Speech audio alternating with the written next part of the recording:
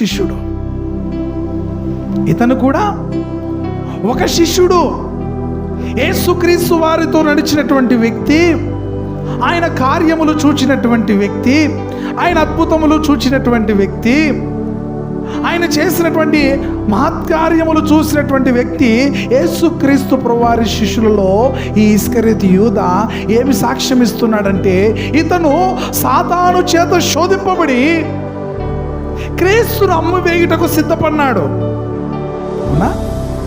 సాతాను గాని చేత శోధింపబడి ఈ యూదా క్రీస్తును అమ్మివేయుటకు సిద్ధపడ్డాడు. కడకు 30 వెండి నాణ్యములకు ప్రభువారిని అమ్మేసుకున్నాడు.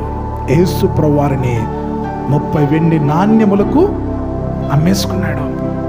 అయితే యేసు ప్రభువారి యొక్క ఆ శ్రమలను చూచినటువంటి ఈ యూదా పశ్చాత్తాపపడి ఏమంటున్నారంటే, మత్తయి సువార్త 27వ అధ్యాయము 3వ వచనములో చూస్తే, అప్పుడు ఆయన చూడు, ఆయనకు శిక్ష విధింపబడక చూచి పశ్చాత్తాపపడి 30 వెండి నాణ్యములు ప్రధాన యాజకుని ఎద్దకును పెద్దల ఎద్దకును మరలా తెచ్చి, నేను నిరపరాధి రక్తమును అప్పగించి పాపము చేసి తినని చెప్పాను.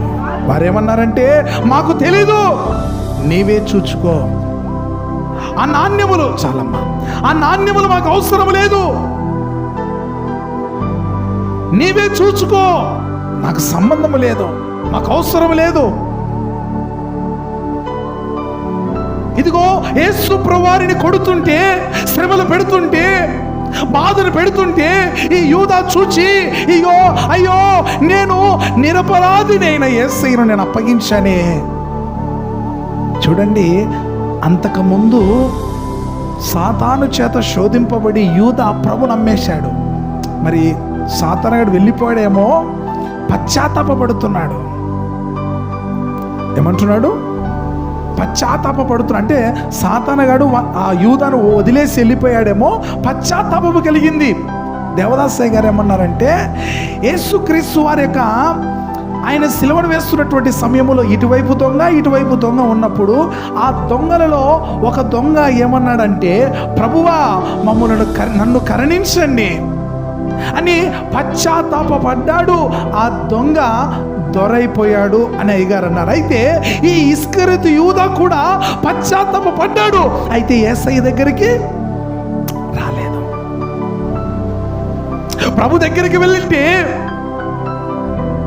పేతురు గారు పశ్చాత్తాపడి ప్రభు దగ్గర ఒప్పుకున్నట్లుగా ఈ యూదా కూడా ప్రభు దగ్గరకు వెళ్ళి, ప్రభువా నన్ను క్షమించండి నాయనా, మిమ్మల్ని అప్పగించాను నాయనా, మీకు వెన్నుపోటు పొడిచాను నాయనా, మమ్మల్ని క్షమించండి నాయనా.